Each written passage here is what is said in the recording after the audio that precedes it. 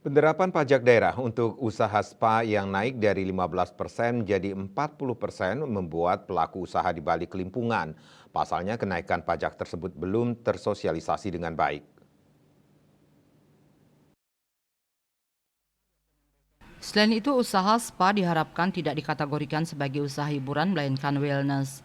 Pengusaha spa meminta agar kenaikan pajak ditunda. Menurut Ketua Indonesian Hotel and General Manager Association (IHGMA) Bali, Dr. Yoga Iswara mengatakan pajak spa mengalami kenaikan yang awalnya 15% menjadi 40%, bahkan sebelumnya pajak spa hanya 12,5%.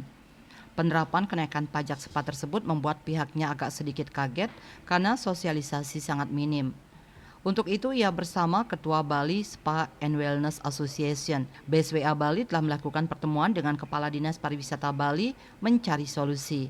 Karena dengan pajak 40%, menurutnya kenaikan pajak itu memberatkan industri pariwisata.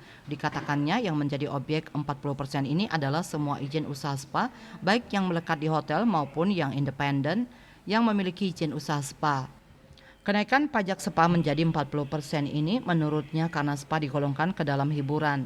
Padahal dalam industri pariwisata, spa berdasarkan definisi dan nomenklaturnya masuk ke kategori wellness. Ia berharap status spa tidak diturunkan menjadi hiburan melainkan tetap berstatus wellness karena ada proses healing dan proses budaya yang harus dilestarikan.